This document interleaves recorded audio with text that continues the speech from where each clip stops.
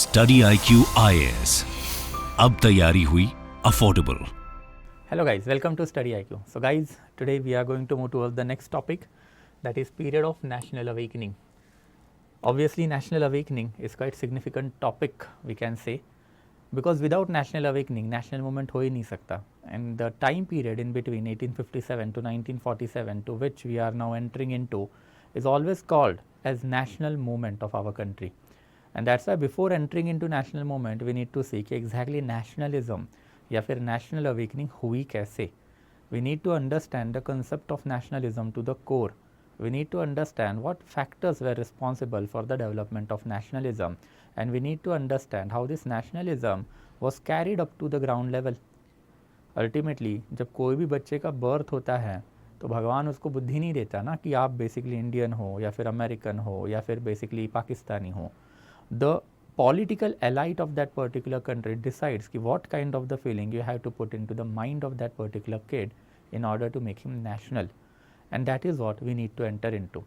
कि ये national awakening exactly अब इंडिया में आई क्यों, कैसे, and इसके development के multiple parameters क्या हुए, ultimately what kind of the nationalism we had chosen, and ultimately what kind of the problem it ultimately proved out to be in our country. So let's enter into that one. या basically we need to enter कि this particular period that is period of national awakening अभी exactly India में फिर develop कैसे हुआ. But again जाने से पहले will get access to the PPT on the Telegram channel of ours, and if you want to ask any doubt to me then feel free to ask it to me on the Instagram channel of ours. तो let's move forward guys. National awakening and इसमें exactly nationalism होता क्या है. तो first of all before going into that I will show you some photos and then you will understand कि exactly nationalism होता क्या.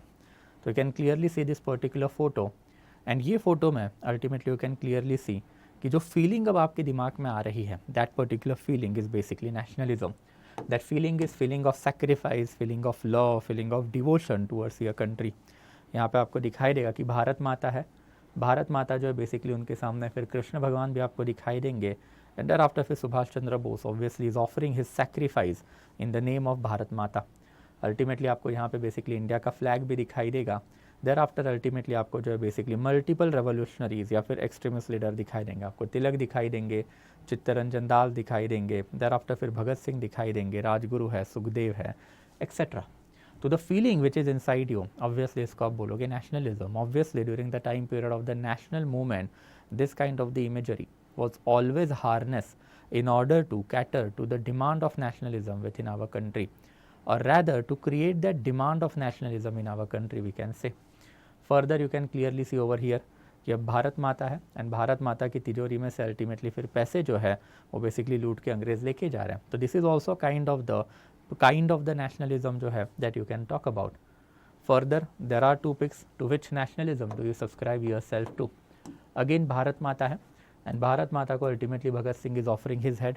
Again Bharat Mata है, and thereafter फिर मॉडरेट या फिर extremist leaders they are offering the head of the revolutionaries on the platter to the Bharat माता. Again यही चलता है ना इंडिया में कि भगत सिंह को बचाया जा सकता था, भगत सिंह को मारने का काम जो है बेसिकली यही इन्हीं लोगों ने किया है, नेहरू एंड गांधी ने करके रखा हुआ है. तो this is also kind of the nationalism that we are going to develop.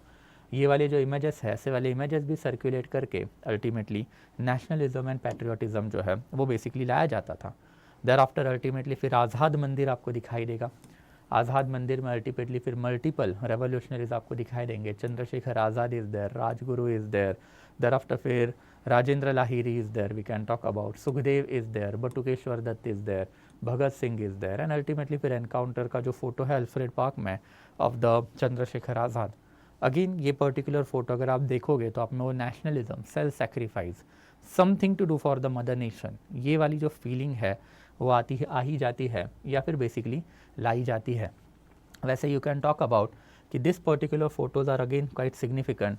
ये इंडिया का फर्स्ट डिपिक्शन है, ये फर्स्ट भारत माता है इंडिया की, कि जो अर्लीस्ट लेवल पे भारत माता के जो फोटोज़ आने चालू हुए थे तब 1905 में ये पर्टिकुलर फ़ोटो जो है बेसिकली दिया गया था. ये फ़ोटो जो है बेसिकली यू कैन से औरोबिंदो घोष, एंड औरोबिंदो घोष के साथ साथ अवनींद्रनाथ टैगोर दोनों का एट्रीब्यूट किया जाता है. अल्टीमेटली औरोबिंदो घोष ने एक बुक लिखा था with the name Bharat Mata itself, and यही पर्टिकुलर बुक में अर्लीस्ट लेवल पे फोटो हमको दिखाई देता है. The painting is by and large attributed to Abanindranath Tagore. वो इस ज़माने में इंडिया के one of the famous painter हुआ करते थे। एंड वैसे फिर 1947 आते आते फिर भारत माता के मल्टीपल डिपिक्शन, अब अगेन भारत माता है, कमल आपको दिखाई देगा। देर आफ्टर बेडिया जो है बेसिकली अब टूट चुकी है, and there after ultimately flag of the Britain जो है it has been fallen upon, and there after Bharat माता जो है राइज हो चुकी है। अगेन भारत माता के हाथ की जो बेडिया है वो टूटी हुई है, एंड देर आफ्टर फिर multiple flags of India. The earliest flag जो 1906 1907 मैडम भिकाजी कामा ने बेसिकली बना के रखा हुआ था। वैसे फिर 1931 में 2 different kind of the flags were there in our country, दोनों कांग्रेस के ही वर्जन है, जिसमें एक ट्राई कलर है, एक सिर्फ भगवा है, एंड बीच में आपको चरखा दिखाई देगा। एंड फाइनली फिर 1947 का इंडिपेंडेंट इंडिया का flag, the flag which is quite dear to you and me as a national we can say. And ultimately इसी के साथ साथ we can also talk about basically this is also you can say the depiction of the nationalism, कि ultimately यहाँ पे आपको दिखाई देगा कि गांधी जी जो है वो जा चुके हैं, he is basically taking Ram Ram और the last salute from the Indian independence leadership. इसमें आपको फिर बेसिकली नेहरू पटेल दिखाई देंगे, and after the first cabinet of our country जो यहाँ पे बैठा हुआ है। एंड गांधी जी को लेने के लिए फिर 2 हंसों का जोड़ा जो है बेसिकली लेने आया, एंड उनको अब स्वर्ग में लाया जाएगा। तो the point over here is that basically कि this is what the nationalism is all about. Can when we talk about nationalism, then nationalism is this particular feeling जो अभी आपके अंदर आई है, and that feeling binds you to your mother nation. Unfortunately अगर आपने यहाँ पे देखा तो आपको सारे ही पैरामीटर जो है हिंदू नेशनलिज्म के नज़र आएंगे, कि अल्टीमेटली यहाँ पे 2 हंसों का जोड़ा, अप्सरा, फायर वर्शिप, यहाँ पे भारत माता अगेन बेसिकली आज़ाद एक मंदिर है, अल्टीमेटली फिर जो सेक्रीफाइसेस है अगेन आप भारत माता को ही लगा रहे हो, अगेन भारत माता को लूटा जा रहा है, and again Bharat Mata who is nothing but a deity of the Hindu religion, उनके सामने जो आपको सेक्रीफाइसेस अर्पण करने हैं। तो जो मल्टीपल फोटोज़ जो है that I have basically shown to you, this particular photo itself proves कि the version of nationalism which was chosen by our founding father, that particular version of nationalism from the beginning itself it was flawed. Ultimately India को ये बहुत ही dearly cost करने वाला था, because ना आप nationalism चलाओगे एंड विथ इन नेशनलिज्म ये रिलीजियस नेशनलिज्म चलाओगे, बट ये रिलीजियस नेशनलिज्म जो है it will be available only for the Hindu population, it will never be allowed on for the other kind of the population in our country. Obviously अगर आपको national बनने के लिए एक डेटी को मानना है, दैट इज़ इमेज वर्शिप को मानना है, नेशनल बनने के लिए आपको मंदिर आना है, आज़ाद मंदिर आना है, एंड नेशनल बनने के लिए आपको मंदिर, एंड देयर आफ्टर फिर हिंदू डेटी को अगर अपने आपको अर्बन करना है, तो this particular concept will be good for the Hindu religion but they will never be good for any other religion, and that is where our nationalism fumbled, that is where it everything went south for India. And अब जो period 1857 से लेके 1947 का हम देखेंगे उसमें हम लोगों को यही सारे प्रॉब्लम जो है डिस्कस करने हैं। But before going into that we need to basically understand this concept further detail, कि अल्टीमेटली ये नेशनलिज्म होता क्या है। एंड नेशनलिज्म में जाने से पहले we need to understand the concept of the state, कि when I say this particular word that is basically state, then state के देर आर ऑलवेज 4 पैरामीटर। ये स्टेट में बेसिकली एक फिक्स पॉपुलेशन होती है, यही पर्टिकुलर फिक्स पॉपुलेशन का एक गवर्नमेंट होता है, यही particular fix population fix government का एक फिक्स टेरिटरी होता है, एंड देयर आफ्टर यही पर्टिकुलर फिक्स टेरिटरी में आपको सोवरेंटी जो है दिखाई देगी। तो यहाँ पे द वर्ड जो है that you need to ponder upon, कि टेरिटरी आपकी हमेशा फिक्स होती है, पॉपुलेशन जो वो भी हमेशा आपकी फिक्स होती है, and in that capacity this are always considered as a parameter of the state. ये स्टेट वाली फीलिंग जहाँ जहाँ पे होती है वहाँ पे हम लोगों को ये 4 पैरामीटर हमेशा नज़र आते हैं। इट मीन्स दैट पॉपुलेशन जो है वो हमेशा आपको होमोजेनस ही दिखाई देगी, होमोजेनस पॉपुलेशन है, कोई हेट्रोजेनस पॉपुलेशन नहीं है। ये होमोजेनस पॉपुलेशन ने अपना एक गवर्नमेंट बना के रखा है। गवर्नमेंट कोई भी हो सकता है, government can be monarchy, government जो है बेसिकली थियोक्रेसी भी हो सकती है, मतलब जैसे वेटिकन सिटी में राज चलता है पोप का, वैसे तो गवर्नमेंट कोई भी हो सकता है, बट एक गवर्नमेंट है, इनकी टेरिटरी भी हमेशा जो है बेसिकली फिक्स ही होती है, एंड ऑब्वियसली फिर इन लोगों के पास अपनी सोवरेंटी होती है। Sovereignty means nothing but ability to take decision, कि दे कैन डिसीजन और they can take their decision on your own, तो ability to take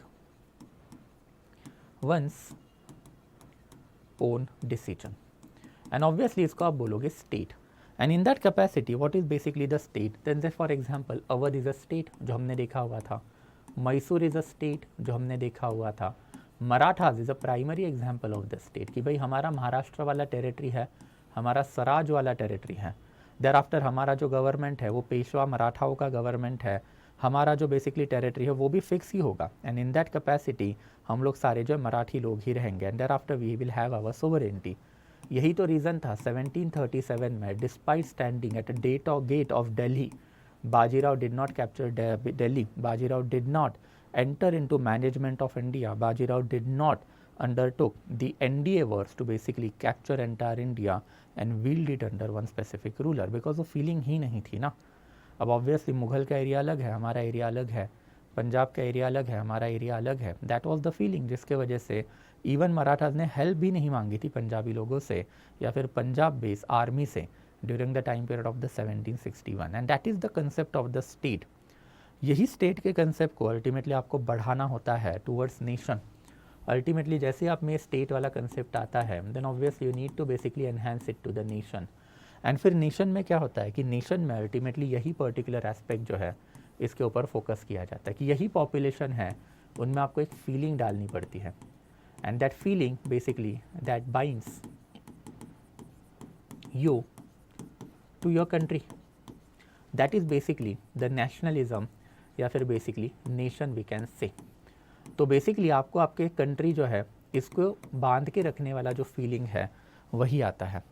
ultimately if I ask you what binds you to your country, अगर आपके दिमाग में basically say for example Shri Ram आ रहा है, आपके भगवान में टेम्पल आ रहा है, आपके भगवान में हिंदू दिमाग में हिंदू रिलीजन आ रहा है, आप इसको बोलोगे बेसिकली रिलीजियस नेशनलिज्म। अगर मैं आपको बोलूँ कि अल्टीमेटली आपके दिमाग में जो है बेसिकली लैंग्वेज आ रही है कि मैं हिंदी हूँ या फिर बेसिकली मैं तमिल हूँ या फिर से फॉर एग्जांपल मैं मराठी हूँ, ये लैंड मेरा है, देन ऑब्वियसली आप इसको बोलोगे अबाउट लिंग्विस्टिक नेशनलिज्म। एंड वैसे ही अल्टीमेटली इफ़ आई से कि आपके दिमाग में आ रहा है कि भाई मैं कौन हूँ, तो मैं आर्यन हूँ या फिर मैं फॉर एग्जांपल द्रविडियन हूँ and that's why this particular land is mine, then obviously आप इसको क्या बोलोगे, तो ये होता है रेशियल नेशनलिज्म। एंड वैसे ही अल्टीमेटली फिर आपके अगर दिमाग में आ रहा है कि भाई देर is a flag of India, there is a national song of India, there is basically for example this one that is constitution of India, तो आप बेसिकली कौन हो, आप सेक्युलर नेशनलिज्म के ऊपर बिलीव रखने वाले लोग हो। अल्टीमेटली ये मल्टीपल ब्रांड्स ऑफ नेशनलिज्म है। नेशनलिज्म हमेशा याद रखना है कि कोई एक ही वर्जन का नहीं होता है, there can be multiple brands of nationalism, and these are basically your multiple brands of nationalism. Nationalism can be religious, nationalism can be linguistic, nationalism can be racial, nationalism can be secular. Ultimately multiple political parties in your country always work. जैसे आज के time पे अगर मैं बात करूं कि ये पर्टिकुलर नेशनलिज्म चलाने के पीछे कौन सी पॉलिटिकल पार्टीज जो वो वर्क करती है, देन ऑब्वियसली सबसे पहले एंड सबसे फॉरमोस्ट अगर हम लोग इनकी बात करें तो Indian national Congress you can से। वैसे अल्टीमेटली रिलीजियस नेशनलिज्म की बात करें तो विश्व हिंदू परिषद हमारे पास है, हिंदू महासभा है हमारे पास, बजरंग दल भी जो है बेसिकली हमारे पास अवेलेबल है, एंड वैसे अल्टीमेटली फिर MIM नाम की पॉलिटिकल पार्टी वो इनके ऊपर खेलते हैं। वैसे ही लिंग्विस्टिक नेशनलिज्म के लिए हमारे पास फिर MNS है, हमारे पास फिर अल्टीमेटली शिवसेना जैसी political parties are available. Ultimately racial nationalism India में आजकल कोई खेलता है नहीं, कोई प्रोमिनेंट एग्जाम्पल है नहीं, बट एक ज़माने में if you remember Adolf Hitler ये पूरे दुनिया में आतंक मचा रहा था on the basis of the Aryan supremacy, कि एडोल्फ हिटलर का कहना था कि भाई पूरे दुनिया में आर्यंस आर सुपीरियर, तो सिर्फ आर्यन लोगों के पास ही सारे राइट होने चाहिए, एंड इन दैट कैपेसिटी फिर नॉन आर्यन लोग क्या है कि अल्टीमेटली सारे के सारे इन्फीरियर है, वो दास बन के रहने चाहिए, स्लेव बन के रहने चाहिए, and that is basically the choice that the country's leadership will always have to make in order to create this nationalism in your country. कि स्टेटहुड वाले कंसेप्ट जो है अब इंडिया में बहुत ही पहले से आ चुके हैं।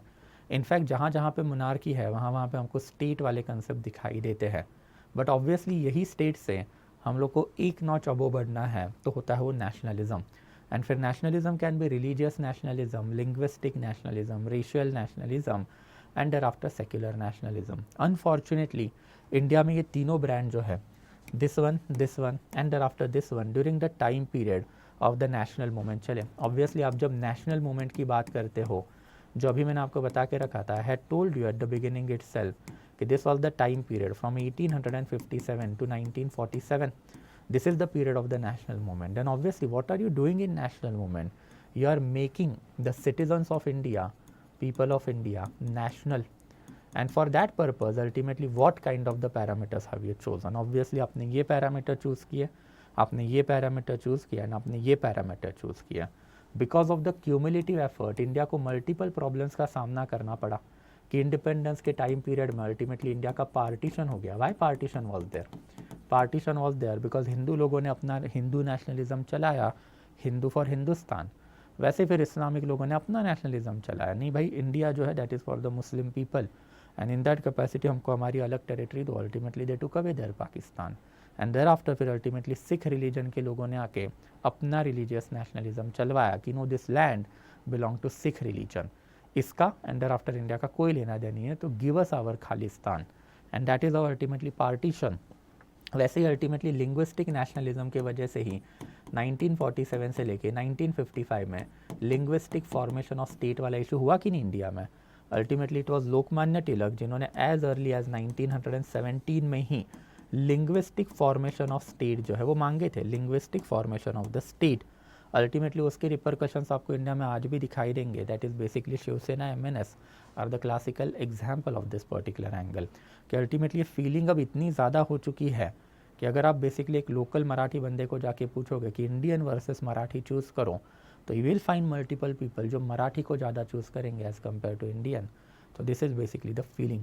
एंड ये फीलिंग जैसे आज के टाइम पे मैंने आपको एग्जांपल इसीलिए दी है ताकि you can attribute this feeling कि अल्टीमेटली ये डेवलप कैसे की जाती है. यही फीलिंग जो है डेवलप करने का काम स्टार्टिंग फ्रॉम 1857 अब इंडिया में चालू होगा. एंड यही नेशनलिज्म अब इंडिया में जो डेवलप्ड होगा, ये क्यों हुआ, कैसे हुआ, एंड आफ्टर इससे एसोसिएटेड पॉलिटिक्स जो है उसी के ऊपर तब हम लोगों को बातें करनी है over the period of next 30 से लेके 35 आवर्स वी कैन से. इसमें कितने लेक्चर लगेंगे that as I have told you in the previous lecture, इसकी मैं कोई गारंटी आपको नहीं दे सकता. I am sorry about that, but I try to finish it up as soon as I can. And daily basis पे at least 1 से 2 घंटे का वीडियो तो I am going to put now. And this is something related to the nationalism. I hope it is quite clear कि state and after nation इसके बीच का difference क्या. अगर कुछ डाउट रहेगा तो आजकल के टाइम पे तो I have started that new thing also कि you can basically type it out in the comment on our Telegram channel, तो वहाँ पे I will address your doubts. तो अब यही जो नेशनलिज्म है अब जो इंडिया में डेवलप होने वाला है, और we can say the flawed nationalism, precisely religious nationalism, right. अभी मैंने आपको वही दिखाया था कि रिलीजियस नेशनलिज्म ही है ना, दो हंसों का जोड़ा, fire worship, Bharat Mata, ultimately मंदिर है, thereafter ultimately again Bharat Mata, and वैसे ही अल्टीमेटली फिर डेटी. इनके सामने सिर्फ एक हिंदू बंदे का सर झुकेगा. डू यू रियली एक्सपेक्ट कि एक इस्लामिक बंदा, क्रिश्चियन बंदा, बुद्धिस्ट बंदा, जैन बंदा, जिविश बंदा, ज़ोरास्ट्रियन बंदा, ये बंदे के सर जो है इनके सामने झुकेंगे? Because that is not how their religion function, and you need to take this aspect into consideration. Ultimately 1947 में जाएंगे तब हम देखेंगे भी कि इंडिया में बैठा हुआ हर एक लीडर अपने आप को इंडियन बोल रहा है, बट उसके वर्क सारे के सारे हिंदू रिलीजन के लिए हुए. Unfortunately none of them, absolutely none of them had given any kind of the thought to the non Hindu population. इसके ऊपर जो हम लोग को बहुत बातें करेंगे कि आज के टाइम पे आपको नेहरू, गांधी कितने भी सेक्युलर क्यों ना लगे, but they themselves were quite basically religious people during the time period of pre 1947. और ये सारी चीज़ें जो अब धीरे धीरे करके जो है कवर अप हो जाएगी, and that is what we need to enter into. कि सबसे पहले तो अब बेसिकली 1857 से लेके 1947 के बीच में अब यही नेशनलिज्म जो है डेवलप्ड होगा. But perhaps the earliest version of nationalism right from the time period of Raja Ram Mohan Roy he India में आया. इट वॉज राजा राम मोहन रॉय जिन्होंने फिर हिंदू रिलीजन में उपनिषदिक वेदांतिक रिलीजन को सपोर्ट करना चालू किया, Sanatan that is ancient religion को फिर अपोज करना चालू कर दिया. The moment you started to criticise Sanatan Dharma या फिर एंशिएंट रिलीजन, उसके रिपरकशन क्या हुए, चतुर्वर्णाश्रम धर्म सिस्टम इंडिया में ब्रेकडाउन होनी चालू हो गई, position of the woman uplift होना चालू हो गई. And then thereafter there was a string of socio religious reforms in our country जो हमने इलेबोरेटली देखी. एंड दैट इज़ अब अल्टीमेटली धीरे धीरे जो रिलीजन के शैकल्स थे या फिर रिलीजन के जो डिवीजन थे वो इंडिया में अब टूटने चालू हो गए, एंड एक पूरा का पूरा हिंदू रिलीजन जो यूनिफाई होना चालू हुआ. अनफॉर्चुनेटली एंगल हमको बाकी रिलीजन्स में ज़्यादा नहीं दिखाई देते, but at least Hindu religion at any given period of the time is majority religion, and फिर यही रिलीजन से nationalism and national awakening and thereafter national movement जो है वो चालू भी हुआ. By the time period of obviously फिर 1885 नेशनलिज्म जो है ग्राउंड लेवल पे असर्टिव हो चुका था, and that is what we will be seeing over the period of next 2 to 3 lecture. कि आज हम लोगों को सिर्फ ये बेसिकली फैक्टर्स देखने की नेशनलिज्म आया क्यों, इसके पीछे के रीज़न क्या थे. एंड कल वाले लेक्चर में फिर development of the national politics देखेंगे कि अब यही नेशनलिज्म को ग्राउंड लेवल पे लेके जाने का काम इनिशियल लेवल पे pre INC organisation, within pre INC organisation भी मॉडरेट ही थे. आईएनसी का फॉर्मेशन जब आईएनसी फॉर्म हुई तभी भी उनमें मॉडरेट्स ही थे, एंड देयर आफ्टर एक्सट्रीमिस्ट. ये दो जनरेशन की लीडरशिप मॉडरेट एंड एक्सट्रीमिस्ट से काफ़ी वाइटल है. अब इन्हीं लोगों ने सिस्टमेटिकली सारा का सारा जो पंगा है नेशनलिज्म वाला वो ग्राउंड पे लेके जाना चालू कर दिया. तो let's enter into that one कि अब रीज़न ऑफ नेशनलिज्म जो है वो देखेंगे. सबसे पहला एंड आफ्टर फिर सबसे इम्पॉर्टेंट रीज़न ऑफ नेशनलिज्म क्या है, तो ब्रिटिशर्स है कि administrative economical unification of the country and development of the modern means of communication and after transport. अब हमने इसको इलेबोरेटली देखा है कि कैसे ब्रिटिशर्स स्टार्टिंग फ्रॉम बंगाल वाला एरिया, पहले उन्होंने अवध, मुग़ल, देर आफ्टर यही वाले एरिया से फिर मराठास के बाद अल्टीमेटली फिर इवन मैसूर, एंड मैसूर जो साथ साथ अल्टीमेटली पंजाब वाले एरिया कैप्चर किए.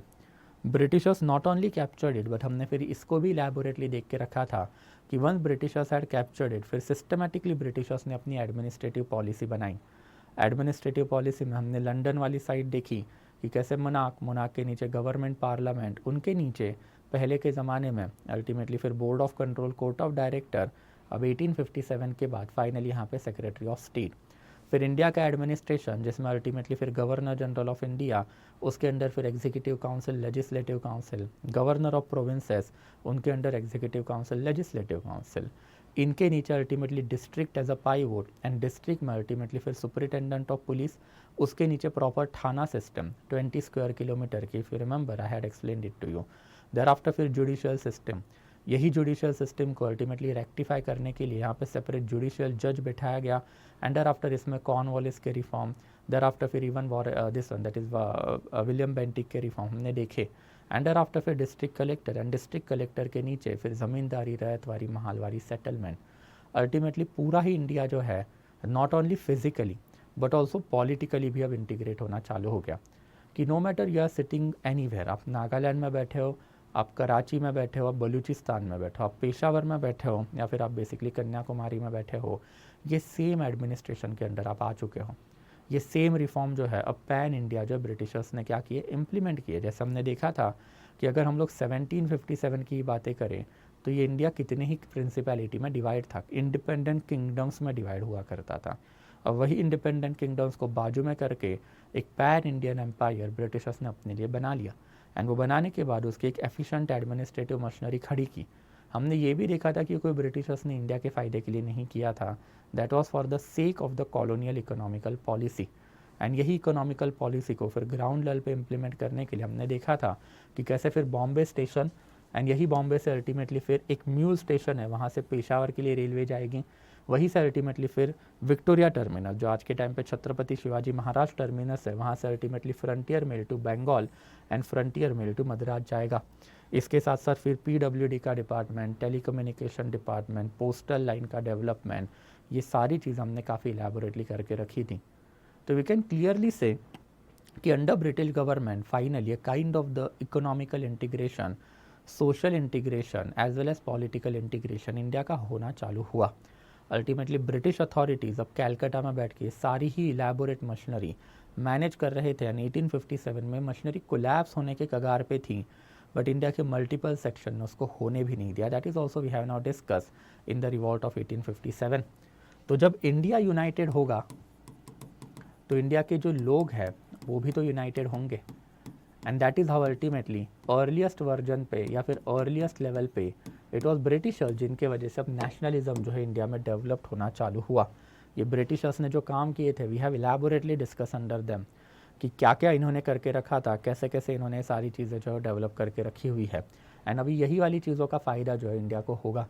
इसके ऊपर अल्टीमेटली फिर western thoughts and education, if remember western thoughts and education जो है उनको भी हमने काफ़ी इलेबोरेटली देख के रखा हुआ था कि if we talk about western thoughts and education, then यही वेस्टर्न थॉट्स एंड एजुकेशन मतलब सबसे पहले अगर हम बात करते हैं तो 1835 का minutes on education, and thereafter ultimately 1852 का वुड्स डिस्पैच। अल्टीमेटली दोनों जो है काफ़ी लैंडमार्क रहे हैं। अल्टीमेटली दोनों में हम लोगों को वही दिखाई देता है कि Britishers had started an education in our country. इसमें अल्टीमेटली सिर्फ और सिर्फ ट्रिकल डाउन थियरी ही थी। हमने ये भी देखा था कि trickle down theory was available over here, but यहाँ पे the concept of mass education जो हमको दिखाई देता है, हमने देखा था कि कैसे multiple layer of the education जो है ब्रिटिशर्स ने डिज़ाइन करके रखे थे। And multiple layers of the education के साथ साथ यहाँ पे women education and as well as vocational education दोनों को जो है ब्रिटिश गवर्नमेंट ने अल्टीमेटली परमिशन दे के रखी थी। इसी वुड्स डिस्पैच के अंडर फिर यूनिवर्सिटी लेवल एजुकेशन, एंड यही यूनिवर्सिटी में अल्टीमेटली फिर टेक्निकल यूनिवर्सिटी जो हमने देखा भी था कि रूरकी यूनिवर्सिटी 1861 में ब्रिटिशर्स ने बना के रखी थी। एंड देर आफ्टर फिर philosophical university that is Bombay, there after Calcutta and thereafter फिर मद्रास। तो ये वाली जो यूनिवर्सिटीज़ हमने देख के रखी थी, हमने ये भी देखा था कि ultimately when you talk about education then exactly आप एजुकेशन में सीखते क्या हो ना, कि सबसे पहले एजुकेशन में आप किसको पढ़ोगे, एजुकेशन, एंड वो भी जब फिलोसॉफिकल मिलेगा। तो फिलोसॉफिकल एजुकेशन के जस्ट टेक एन एग्जाम्पल कि सबसे पहले जो है basically you can study about Montesquieu. Montesquieu वो बंदा है जिसने theory of separation of power दे के रखी थी। एंड ये theory of separation of power में मॉन्टेस्क्यू ने वही बता के रखा था कि किंग की अथॉरिटी इतनी इंपॉर्टेंट क्यों है, because king is basically legislative head, judicial head and executive head. तो let's separate this particular power from the ambit of the king. जब तक हम लोग बेसिकली किंग से ये सारी की सारी पावर जो है सेपरेट नहीं करेंगे, king will remain all powerful. And king अगर ऑल पावरफुल है, he will have no responsibility towards people. And if king will not have any responsibility towards his people, then obviously लोग जो है हज़ारों सालों के लिए, जैसे इंडिया में भी गरीब ही रहे, वो गरीब ही रहेंगे। अल्टीमेटली आपने देखा है कभी इंडिया का कोई भी राजा अनटचेबल्स के बीच में, इंडिया का कभी भी कोई राजा शूद्र के बीच में, या फिर इंडिया का कभी भी कोई राजा इवन वैश्योस के बीच में कभी नहीं जाते थे। एंड अगर जाते भी थे तो ऑब्वियसली एक सेफ डिस्टेंस मेंटेन करके ही चलते थे। हमने इसके ऊपर भी अब इलेबोरेटली बात करके रखी है कि एंशंट एंड मीडियल इंडिया में हम ज़बरदस्ती का वेलफेयर स्टेट का कंसेप्ट लेके तो आते हैं, बट अगर करना है नहीं करना है, that was on the will of that particular king. कोई एस्टैब्लिश प्रिंसिपल नहीं थे कि राज धर्म है, आपको लोगों की भलाई का काम करना है। नो, अगर राजा चाहे तो करेगा, वरना नहीं करेगा। एंड दैट्स फिर Montesquieu theory of separation of power and legislative, executive, judicial head जो है अलग होने चाहिए। एंड ये तीनों पर्सनैलिटीज़ अलग होनी चाहिए, तब जाके आपकी कंट्री में एक रिस्पॉन्सिबल गवर्नमेंट आएगा, एंड तब जाके आपकी कंट्री जो फॉरवर्ड जाएगी। वैसे ही आप क्या पढ़ोगे, आप पढ़ोगे बेसिकली रूसो को। काफ़ी सिग्निफिकेंट है। रूसो ने क्या करके रखा है, then obviously social contract theory दे के रखी है। What is basically social contract theory, then obviously social contract theory में हम लोगों ने देख के रखा हुआ था, या फिर बेसिकली इसके ऊपर मैंने आपको ग्लिम्सेस जो दे के रखे थे कि there is one government and then there are citizens. Ultimately citizen give certain rights to the government. Citizen जब बेसिकली गवर्नमेंट को लाते हैं, मोनार्की है, थियोक्रेसी है, democracy, it does not matter, but government के पास जो अपने राइट सीड करते हैं, अपनी पावर देते हैं, and in return government is suppose to protect as well as provide welfare of the citizen.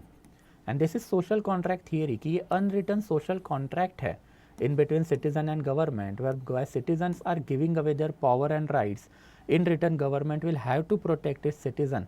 Ultimately ये वाले कंसेप्ट जो है काफ़ी सिग्निफिकेंट है। Otherwise why government is there, why monarchy is there, वो राजा क्यों बैठा हुआ है वहाँ पे, उसको बैठने की कोई ज़रूरत है क्या? अगर राजा बैठा हुआ है, अगर monarchial form of the government है, देन लोकल लेवल पे वो राजा की कोई रिस्पॉन्सिबिलिटी है, एंड ये लोगों को समझाना ज़रूरी है। अदरवाइज हमने ये भी देखा है कि इंडिया में what was the base of the entire monarchy, divinity of kingship. राजा भगवान का अवतार है, that's why he is ruling, not because of the protection और the welfare of the citizen. तो ये भी क्या है, एक हमेशा से इंपॉर्टेंट एंगल आपको दिखाई देगा। वैसे ही वेस्टर्न फिलोसॉफी में आप और क्या सीखोगे, आप बेसिकली वॉल्टेयर पढ़ोगे। अल्टीमेटली वॉल्टेयर जो है उसने किसके ऊपर फोकस करके रखे, तो राइट्स के ऊपर फोकस करके रखा है। And what are rights, rights are nothing but legitimate claims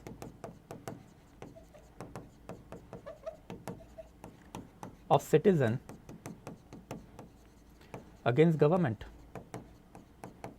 तो अल्टीमेटली गवर्नमेंट जो है राज करके कोई उपकार नहीं कर रहा है बंदों के ऊपर या फिर लोगों के ऊपर। गवर्नमेंट मस्ट अंडरस्टैंड कि अल्टीमेटली उनके खिलाफ कोई ना कोई तो क्लेम्स है ऑर्डिनरी सिटीज़न के, एंड यही क्लेम जो वो लेजिटिमेट है, एंड देयर आफ्टर वो पर्टिकुलर क्लेम्स जो गवर्नमेंट के पास आते हैं government will have to satisfied, and that is ultimately concept of the right based society जो है वो वेस्टर्न कंट्रीज़ में आनी चालू हो गई। अल्टीमेटली आज भी आपको इंडियन कॉन्स्टिट्यूशन में जो आर्टिकल 19, 20 एंड 21 दिखाई देता है ये वॉल्टेयर नहीं तो बताए हुए राइट्स है। फंडामेंटल राइट या फिर freedom of speech and expression हो सकता है, thereafter freedom from arrest हो सकते हैं, राइट टू लाइफ हो सकता है, सारे वॉल्टेयर ने दिए हुए राइट्स हैं। एंड अल्टीमेटली आप ये फिलॉसफी पढ़ते हो, ये तो जस्ट टिप ऑफ आइसबर्ग है, इसके ऊपर अल्टीमेटली फिर कांट है, इसके अलावा फिर थॉमस पेन है, बेंजामिन फ्रैंकलिन है, thereafter even Machiavelli is there. धीरे धीरे फिर अल्टीमेटली वहाँ पे आपको बेसिकली कार्ल मार्क्स तक दिखाई देगा। मार्क्स की फ़िलॉसफी मैंने आपको पहले भी बता के रखी हुई है। तो ये सारी ही फ़िलॉसफी का असर जो है कहीं ना कहीं तो इंडियंस पे पड़ेगा ना। एंड वो इंडियन जो बैठा हुआ है वो ये सोचेगा भी कि what is good for us, modern secular democracy या फिर मोनार्की। दैट्स वाई फिर अर्बन इंटेलेक्चुअल क्लास जो उस ज़माने में था उन्होंने अल्टीमेटली अपोज कर दिया कि we do not support revolt of 1857 even though those are our people, the people have gone rogue, and in that capacity if they become victorious that will prove out to be more harm for the people of our country because फिर धर्मशास्त्रा, धर्म स्मृति, कुरान, शरिया का law वापस आएगा। Ultimately हमको वो नहीं चाहिए, हमको चाहिए क्या, देन ये वाली सिस्टम चाहिए। एंड यही वाली जो फिलॉसफी है Bombay university, Calcutta university, there after Madras university, धीरे धीरे Punjab university, Karachi university, Lahore university से इंडिया के बच्चों में जो है फैलाई गई। लिटरली यू कैन सी कि अल्टीमेटली यही सारी फिलॉसफी का तो इम्पैक्ट था कि अगर मैं लाला लाजपत राय की बात करूं या फिर इवन विनायक दामोदर सावरकर की बात करूं या फिर इवन मैं भगत सिंह की बात करूं, भगत सिंह किन से इंस्पायर थे? Bhagat Singh was inspired from Lenin, Bhagat Singh was inspired from Karl Marx. वैसे ही ultimately Vinayak Damodar Savarkar he was inspired from Mazzini, was a very very huge revolutionary या फिर बिग रेवोल्यूशनरी ऑफ इटालियन। तो ये सारी वेस्टर्न फिलॉसफी है वो इंडिया में आई कहाँ से ना, ये यही ब्रिटिश एजुकेशन से आई। तो ब्रिटिश एजुकेशन ने अल्टीमेटली सिर्फ और सिर्फ फिलॉसॉफिकल फाउंडेशन ही इंडिया का डेवलप नहीं किया, तो फिलॉसॉफिकल फाउंडेशन के साथ साथ अल्टीमेटली ब्रिटिश गवर्नमेंट ने इंडिया को एक लिंगुआ फ्रैंका भी दी। अब ये लिंगुआ फ्रैंका मतलब क्या है? देन ऑब्वियसली इंग्लिश लैंग्वेज है। ऑब्वियसली आप ही सोचिए, I will give you one particular scenario कि आज के टाइम पीरियड में ही अगर एक हिंदी एंड तमिल एक दूसरे के सामने खड़ा रहा तो कौन से बंदे को कौन सी लैंग्वेज सीखनी चाहिए? ना Tamil is ready to understand और लर्न हिंदी, ना Hindi is ready to understand and learn Tamil. And ये होता है बेसिकली लॉक, ये होता है बेसिकली चेकमेट या फिर deadlock we can say. And ये डेड लॉक का कॉन्ट्रम क्या है कि आप एक थर्ड लैंग्वेज, न्यूट्रल लैंग्वेज के पास जाओ। And what will be that third language? Then obviously English, कि चलो ना आपकी और हमारी फिर थर्ड लैंग्वेज में बात करेंगे। ऑब्वियसली आज के टाइम पे आप कॉन्स्टिट्यूशन का हवाला तो डेफिनेटली दे दोगे, but just because constitution is there people will agree understand it is not necessary. The parameter is quite plain and simple कि इंडिया में लिंग्विस्टिक नेशनलिज्म भी चला है जिसके ऊपर अभी मैंने आपको बता के रखी है, and that's why people are very very dear और very very close to this particular language of theirs. And ये लैंग्वेज जो अल्टीमेटली आपको आनी ही चाहिए, ये उनका एक क्या रहता है, अट्टहास होता है या फिर बेसिकली उनका एक हमेशा से प्राउड एंड ईगो होता है। And in order to basically come out of this conundrum, अब उस ज़माने में कॉन्स्टिट्यूशन नहीं था, ना हिंदी लैंग्वेज का कोई होल्ड था, तो दैट्स वाई जब एक मराठी बंगाली से मिलेगा या फिर बंगाली तमिल से मिलेगा या फिर तमिल जो है बेसिकली पख्तूनवा लैंग्वेज में बात करने वाले बंदे से मिलेगा, तो ऑब्वियसली ये सारे लोगों को इनिशियल में प्रॉब्लम होती थी। But now they are having a lingua franca that is English, जिसमें आप बात भी करोगे एंड बात करके अल्टीमेटली एक दूसरे को समझोगे भी। दैट इज़ हाउ अल्टीमेटली आपके बीच के जो प्रॉब्लम है वो rather than solving by sword, वो अब बेसिकली आपके डायलॉग, डिस्कशन एंड डिबेट से सॉल्व होने चालू हुए। ये एटमॉस्फेयर अब इंडिया में आया कि अल्टीमेटली एक लिबरल इंटेलेक्चुअल डिबेट के through ultimately will solve our debate, will not go for the old monarchical way of तलवारबाजी कि आपका मेरा नहीं जमा तो वॉरफेयर के ग्राउंड में आओ एंड आफ्टर वॉरफेयर करेंगे। तो that is basically western thought and education, कि वेस्टर्न थॉट एंड एजुकेशन का एक ह्यूज इम्पैक्ट हमेशा से इंडिया पे पड़ा है। ऐसा नहीं कि इंडिया में कोई फिलॉसफी नहीं थी, हमने ये भी देखा है कि Hindu educational system and Islamic educational system exactly work कैसे किया करती थी। I have explained it to you कि maktab madrasa and thereafter ultimately elementary and higher educational institution that is ashram math and there after मंदिर या फिर चतुष्पाठी या फिर basically temple education in Hindu system. But यहाँ पे जो फिलॉसफी सिखाई जाती है वो धर्म की फिलॉसफी है। एंड हर एक धर्म जो है अपने अपने हिसाब से वॉयलेंस प्रीच करता है। हिंदू रिलीजन है या फिर इस्लामिक रिलीजन है, कोई इसमें नहीं बचा है। We can find lots of stories of basically you can talk about basically violence across Mahabharata, across Ramayana, interrupt even basically Veda. हमने जब वेद देखे थे तो हमने देखा भी था कि there is something called as Atharvaveda. And what is Atharvaveda? Obviously उसकी मेजॉरिटी ऑफ द स्टोरीज जो है ट्राइबल लोगों को अल्टीमेटली आर्यनिकल फोल्ड में लाने वाली कोशिश है एंड उससे एसोसिएटेड स्टोरी है। तभी तो जाके उसमें दस्यु हत्या वाले कंसेप्ट हमको दिखाई देते हैं ऋग्वेदा में। एंड व्हाट इज़ दस्यु हत्या? कि दस्यु मतलब एक इंडिजीनियस बंदा है, नॉन आर्यन, और उसकी आप हत्या करो, आप उसको मारो। Animal sacrifices we have seen, and animal sacrifices में भी हमने डिस्कस करके रखा है कि अल्टीमेटली कैटल पॉपुलेशन ही तो मारी जाती थी, जिसमें हमने देख के रखा हुआ था कि आज भी अगर आप बड़ी बड़ी मूवी देखोगे तो राजा जब वॉरफेयर को जाता है तो बैल मारा जाता है। Why only bull? Because bull an agrarian animal. And अगर आप ये सोच रहे हो कि only male counterpart is sacrifice and female agrarian counterpart, that is female cattle population, is not sacrificed, then फिर आपके सोच में थोड़ा सा प्रॉब्लम है। तो बेसिकली एंशियंट रिलीजन, सनातन रिलीजन भी वॉयलेंस से भरा हुआ है। धर्मशास्त्र, धर्मस्मृति भी वॉयलेंस प्रीच करता है। Same goes even for Quran sharia, जिसका तो पूरा कोर ही जिहाद के ऊपर है कि आप बेसिकली काफिरों को पकड़ो एंड उनको फोर्सिबली कन्वर्ट करो इस्लामिक रिलीजन में। तो वो फिलॉसफी के सामने अब बेसिकली आपको ये वाली फिलॉसफी दिखाई देगी। एनी फिलॉसफी क्या है कि ये मॉडर्न है, सेक्युलर फिलॉसफी है, and it generally focuses upon the welfare of the citizen. अब ऑब्वियसली इसके ऊपर आप बोलोगे सर फिर वो रेसिज्म है, एंड रेसिज्म के साथ साथ ब्रिटिशर्स ने इंडिया के ऊपर एट्रॉसिटी की, उसका क्या? तो उसके ऊपर भी बात करेंगे over a period of the time as politics developed in our country. But philosophical foundation जो है ये काफ़ी ही सिग्निफिकेंट होती है। Thereafter next one is basically role of press and literature. Obviously again and significant topic कि role of press and literature की अगर हम लोग बात करते हैं तो ये भी तो सिग्निफिकेंट है। इनफैक्ट इंडिया में प्रेस अगर किसी ने इंट्रोड्यूस किया होगा तो पोर्तुगीज़ लोगों ने किया था। Vasco da Gama when he arrived in our country in 1498, तो 1498 के बाद वेस्टर्न यूरोपियन कंट्रीज़ ने, मतलब पोर्तुगीज़ लोगों ने ही पहले कोचीन में, and thereafter once they got Goa in 1510 and 1535 आते आते उन्होंने अपना एडमिनिस्ट्रेटिव हेडक्वार्टर गोवा में शिफ्ट किया था। तो गोवा में यूरोपियन मार्केट हुआ करता था, एंड ये यूरोपियन मार्केट में वेस्टर्न प्रिंटिंग टेक्नोलॉजी जो वो अवेलेबल थी। अनफॉर्चुनेटली इंडिया के कोई भी रूलर ने इसको पैट्रोनाइज ही नहीं किया। Why this particular printing technology is more important? Because the moment you are having printing technology you can disseminate your knowledge. Ultimately European countries ने वही किया ना। हमने रेनेसांस देखा हुआ है, हमने दांते देखा, दांते ने डिवाइन कॉमेडी लिखी, मतलब for the first time in 14th century उसने जीसस क्राइस्ट पे मजाक बनाने चालू कर दिया कि भाई जीसस क्राइस्ट जो है बेसिकली पानी को टच कर रहे, वाइन हो रहा है, तो भाई वाइन को टेस्ट कैसे आएगा फिर? वैसे अल्टीमेटली फिर नोहा जो अपना बड़ा आर्क बना के बैठा हुआ है, एंड नोहा अगर बड़ा आग बना के बैठा हुआ है तो नोहा के आर्क में सारी एनिमल है, तो फिर नोहा के अगर बॉडी में चींटियाँ घुस गई तो क्या होगा? तो अल्टीमेटली इसी बेसिकली लोवेस्ट टूप लेवल पे जाके अल्टीमेटली उन्होंने क्रिटिसाइज़ करना चालू कर दिया धर्म को एंड धर्म से एसोसिएटेड पर्सनालिटी को। और उन्होंने सिर्फ किया ही नहीं, ये डिवाइन कॉमेडी के बुक छापे एंड लोगों में पब्लिश करने चालू कर दिए। वैसे ही ultimately we can talk about Copernicus है, गैलीलियो गैलीली है, या फिर we can talk about even sir Isaac Newton, जिन्होंने अल्टीमेटली अपने नेचुरल प्रिंसिपल दे के रखे थे, 3 नेचुरल प्रिंसिपल। तो ऑब्वियसली ये सारे ही प्रिंसिपल अल्टीमेटली उन्होंने एक बुक्स में छापे एंड बुक्स के अल्टीमेटली मल्टीपल कॉपीज़ बनाई एंड उसको मार्केट में सर्कुलेट करना चालू किया। तब जाके वो नॉलेज डिसेमिनेट हुआ ना, एंड जब वो नॉलेज फैला तब जाके लोग जो है धर्म के होल से बाहर आए। ऐसे नहीं है कि एंशिएंट इंडिया और मिडियल इंडिया में ऐसी कोई चीज़ें नहीं थी, हमारे पास भी साइंस एंड टेक्नोलॉजी थी, हमारे पास हमारा नॉलेज था। जैसे प्राइमरी एग्जाम्पल अगर हम बात करें तो ऑब्वियसली मेहरौली आयरन पिलर, कि मेहरौली आयरन पिलर जो है ऑलमोस्ट 15th सेंचुरी के लिए नॉन रस्टेबल था। एक आयरन है, लोहे का बना हुआ पिलर, अंडर बेसिकली सन, अंडर बेसिकली रेनफॉल, वो खड़ा था विदाउट रस्टिंग।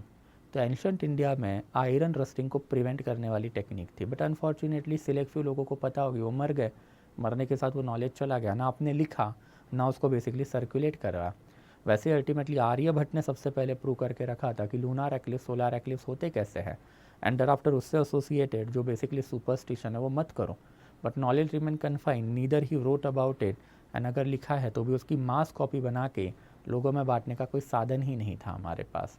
तो ये एस्पेक्ट आपको इंडिया में हमेशा दिखाई देंगे कि अल्टीमेटली जो नॉलेज इंडिया का रहा है, it was basically the monopoly of select few individual. And since it was the monopoly of select few individual, then वो नॉलेज जो है कभी भी लोकल लेवल पे डिसमिनेट ही नहीं हुआ। And since it was never disseminated, उसके वजह से फिर जो लिबरल एटीट्यूड इंडिया में रहे वो over a period of the time जो गायब हो गए। एंड धीरे धीरे इंडिया में वही ओल्ड सनातन धर्म का जो होल्ड है वो हमेशा से ही बड़ा है। At the same period of the time फिर what change for the European population कि अल्टीमेटली उन्होंने नॉलेज गेन ही नहीं किया, गेन करके उसको छापा, उसकी कॉपीज़ बनाई ताकि वो नॉलेज प्रिजर्व रहे for the future generation and वो डिसमिनेट हो eight a local level. Ultimately धीरे धीरे 19th सेंचुरी आते आते अब 1857 1850 के बाद इंडियंस ने भी ये टेक्नोलॉजी अडॉप्ट करके चालू कर दी थी। In fact the first newspaper in India was way back इन 1780 कि 1780 में जेम्स ऑगस्टस हिक्की ने कैलकाटा जनरल एडवाइज़र या फिर बंगाल गैजेटी नाम का न्यूज़पेपर निकाला था। This was basically that particular paper. तो बेसिकली बंगाल गैजेटी या फिर basically Calcutta General Adviser, James Augustus Hicky का ये बेसिकली न्यूज़पेपर हुआ करता था। अल्टीमेटली 1780 में ये चालू हुआ एंड 1781 में बंद हुआ। क्यों? Because he was basically the first and ardent critic of Warren Hastings. Warren Hasting was basically during this particular period of the time was governor general of Bengal and इन्हीं को क्रिटिसाइज करना चालू कर दिया था। तो he was basically a European person, British person criticising a fellow citizen and that's ultimately फिर Warren Hasting ने इसका प्रिंटिंग प्रेस जो कॉन्फिस्केट करवा दिया, जब्त करवा दिया and ultimately he was deported back to London. Ultimately यही बंदे ने लंदन में जाके अपने न्यूज़पेपर को वापस से चालू करवाया एंड वॉरेन हेस्टिंग के खिलाफ जो है बेसिकली करप्शन के केसेस जो है ये बेसिकली वहाँ पे हाईलाइट करना चालू किया। तभी तो जाके वॉरेन हेस्टिंग के ऊपर अल्टीमेटली एक मुकदमा चला, दैट इज़ इम्पीचमेंट वाला। तो ये basically newspaper, printing press, literature, इसका कमाल होता है कि if you are having access to this kind of the technology should have basically taken this technology way back in 15-16 century, जो पोर्तुगीज इसको ओपन मार्केट में लग के रखे हुए थे इंडिया में कि कोई भी आके इसको परचेस कर सकता है। पोर्तुगीज़ लोगों ने इसका फ़ायदा किया, उन्होंने local Marathi and Konkani and Malayalam language जो है उनके इनिशियल लेवल पे मॉल्ड क्रिएट किए, उनका ग्रामर सीखा एंड देयर आफ्टर उनके जो वर्ड्स है उसके बेसिकली मॉल्ड क्रिएट किए एंड उससे अल्टीमेटली उन्होंने अपना बाइबल छाप दिया मराठी में, कोंकणी में एंड मलयालम में। यही बाइबल लेके अल्टीमेटली अपनी इन्होंने जो बेसिकली ये है that is basically proselytizing activity Portuguese लोगों ने चालू की थी इन 16th सेंचुरी। एंड अब वही वाला जो फ़ायदा इंडिया को होगा कि अब धीरे धीरे इंडिया में नेशनल लिटरेचर आएगा, जैसे ड्रेन ऑफ वेल्थ थियरी हो सकती है, इकोनॉमिकल हिस्ट्री ऑफ इंडिया हो सकता है, वैसे ही मल्टीपल न्यूज़पेपर आएंगे। तिलक का केसरी महारत्ता आपने सुना होगा, एस.एन. बैनर्जी का बंगाली नाम का न्यूज़पेपर, एज अर्ली एज 1821 में राजा राम मोहन रॉय ने शब्द कमौदी या फिर संवाद कमौदी नाम का जो बेसिकली न्यूज़पेपर है वो निकाला था, which is basically considered as the first vernacular language newspaper in our country. क्यों निकालते थे ना ये बड़े बड़े लीडर न्यूज़पेपर? आपने हमेशा से सुना होगा कि मल्टीपल न्यूज़पेपर या फिर literature was there in our country. जैसे कुछ लिटरेचर हमने देखा भी था कि 1860 का नील दर्पण, वैसे फिर 1882 में जो बेसिकली लिखे हुए लिटरेचर थे दैट इज़ 1884 का देवी चौधरानी, 1882 का आनंद अमठ, देर आफ्टर अगेन दादा भाई नौरोजी जिन्होंने poverty and un British rule of India book लिखा। ये मल्टीपल न्यूज़पेपर आपको दिखाई देंगे। राज गोफ्तार हमने देखा था, हिंदू पैट्रियट का हमने नाम देखा, संवाद कौमुदी जो राजा राम मोहन रॉय का first newspaper to be published, produce and edited by an Indian 1820, वो हमने देखा। क्या था इसका मतलब? तो ऑब्वियसली वो ज़माने में कोई धंधा नहीं हुआ करता था जैसे आज के टाइम पे होता है। वो ज़माने में it was basically a social activity. ये न्यूज़पेपर बनाए जाते थे, न्यूज़पेपर में अपने थॉट्स जो अपने लीडर डालते थे, न्यूज़पेपर के साथ साथ लिटरेचर लिखे जाते थे। लिटरेचर में अल्टीमेटली एंटी ब्रिटिश कंटेंट होता था, अल्टीमेटली इसकी कॉपीज़ प्रिंट करते थे। हर एक पर्टिकुलर लीडर की अपनी एक पॉलिटिकल पार्टी होती थी या फिर ऑर्गेनाइजेशन होती थी। ये ऑर्गेनाइजेशन में वॉल्टियर होते थे, ये वॉल्टियर को फिर वही ब्रिटिश ट्रेन सर्विस हो सकती है, रोड सर्विस हो सकती है, उससे अल्टीमेटली इंडिया के विलेज में भेजा जाता था जहाँ पे चौपाल लगती थी एंड चौपाल में अल्टीमेटली लिटरेचर पढ़ के सुनाया जाता था कि भाई इंडिया में चल क्या रहा है, व्हाट इज़ नेशनलिज्म, हमको नेशनल क्यों होना है, इंडिया को यूनिफाई क्यों होना है, why we have to give up Marathi versus Bengali, Bengali versus Tamil, Tamil versus Pakhtuni या फिर हिंदी वर्सेस ऑल झगड़े। एंड अल्टीमेटली यही तो सारा का सारा ये न्यूज़पेपर एंड जो लिटरेचर नेशनलिस्ट लोगों ने छाप के इसकी मल्टीपल कॉपीज़ बनाई, अपने वॉल्टियर्स के हाथ में देके विलेज लेवल पर डिस्ट्रीब्यूट करवा दिया, तब जाके इंडियंस नेशनल बनने चालू हुए।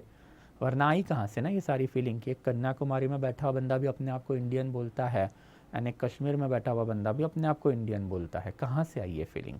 तो ये डेलिबरेटली लाई गई फीलिंग है और इसका सारा credit socio religious reformer, moderate and even extremist लोगों को जाता है कि रफली 1804 राजा राम मोहन रॉय से लेके 1900 के बीच में अल्टीमेटली फिर ये सारी चीज़ें जो है उनका कल्मिनेशन आपको ग्राउंड लेवल पे दिखाई देगा।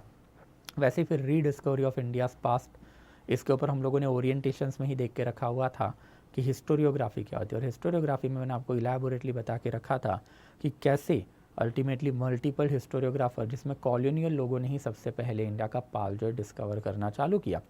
We have discuss about Warren Hasting, we have discuss about basically Asiatic Society of Bengal, Asiatic Society of Bombay. This is James Prinsep. James Prinsep ने Brahmi and Kharosthi script discover की एंड तब जाके इंडियन को पता चला 1838 में कि भाई अशोका हमारा किंग है। Otherwise we have seen this angle कि ultimately Indians sitting in 1838 and 1840 में ये नहीं जानते थे कि अशोका हमारा किंग है। इट वॉज कंसिडर कि अशोका कोई श्रीलंका का किंग रहेगा। ये भी मैं आपको बता चुका हूँ कि जो प्रोसेस अशोका के साथ हुआ है that is forgetting him from the our past, ये एंशिएंट पीरियड में एक टाइम पे हो चुका है, वही चीज़ जो है औरंगजेब के साथ चल रही है। बट इससे कुछ अच्छा बाहर नहीं आने वाला है। It is an ugly past of our country that will tell you this particular tell. But in any ways ultimately फिर इंडिया पास जो है उसकी डिस्कवरी चालू हुई। इंडिया के पास में अल्टीमेटली इंडिया के लोगों को पता चला कि एंशिएंट पीरियड ऑफ टाइम में अशोका, देर आफ्टर फिर ultimately Harshvardhan, Gupta period and there after एक ग्रेटनेस हुआ करता था। धीरे धीरे लोगों को आर्यन रेस थियरी पता चलने लग गई एंड लोगों को ये भी पता चला कि भाई यूरोपियन भी आर्यन है, हम भी आर्यन ही हैं एंड इन दैट कैपेसिटी आप और हम अलग कैसे हुए हैं? हाउ कैन यू से कि भाई आप रेसिस्ट सुपीरियर और हम रेसिस्ट इन्फीरियर है? ऐसा तो हो नहीं सकता। And in that capacity we belong to the same Indo Aryan group. तो ये सारा का सारा क्या था कि एक मैटर ऑफ प्राइड था एंड ये प्राइड जो है अल्टीमेटली इंडियंस में आना जो है चालू हुआ। Because what then obviously again ये वाली सारा डाटा जो है लोकल लेवल पे सर्कुलेट इन्हीं लोगों ने तो अल्टीमेटली करके रखा था। देर आफ्टर फिर सोशियो रिलीजियस रिफॉर्म मूवमेंट, इसकी तो हमने बहुत ज़्यादा तारीफ़ें करके रखी है and we have elaborately seen कि reformist movement and thereafter revivalistic movement, ये दोनों के बीच में एग्जैक्टली डिफरेंस क्या होते हैं? रिफॉर्मिस्ट मूवमेंट एंड रिवाइवलिस्टिक मूवमेंट जो एग्जैक्टली ग्राउंड लेवल पे वर्क कैसे करते हैं, बट रिफॉर्म की वजह से अल्टीमेटली आपका रिलीजन यूनिफाई कैसे होता है कि रिलीजन में there will always be a malpractice and यही मैल प्रैक्टिस को दूर करने का काम जो है यही रिलीजन के बेसिकली जो रिफॉर्मर है वो करते हैं। एंड जैसे आपने बेसिकली रिफॉर्म कर दिए तो male as well as female become equal, Brahmin Kshatriya वैश्य शूद्र बिकम इक्वल, सवर्ण ब्राह्मण क्षत्रिय वैश्य शूद्र एंड कुवर्ण मतलब अनटचेबल्स बिकम इक्वल। अल्टीमेटली सारे के सारे लोगों को एक ही सेट ऑफ राइट मिलेंगे, सारे के सारे लोगों को इक्वल अपॉर्चुनिटी मिलेगी एंड सारे के सारे लोगों को जस्टिस मिलना चाहिए। That is how ultimately modern secular democratic republic India जो है वो आएगा and that is what ultimately we can say socio religious reform movement का एक लॉन्ग टर्म कॉन्ट्रीब्यूशन कि इन्होंने धर्म को एक किया। बिकॉज धर्म इटसेल्फ वॉज डिवाइडेड एंड अगर धर्म एक साथ आता है तो आपके सामने अब एक कॉमन एनिमी खड़ा है and that particular common enemy is basically British east India company and that's ultimately ये लोगों का भी एक ह्यूज कॉन्ट्रीब्यूशन जो है हमेशा से ही रहा है। Thereafter rise of the middle class intelligentsia, obviously rise of the middle class intelligentsia जैसे this is basically Jagannath Shankar Seth, he is also consider as a founder of modern Mumbai city. जो बॉम्बे सिटी है उसका बेसिकली क्रेडिट इनको ही बहुत time पे दिया जाता है, जगन्नाथ शंकर सेठ।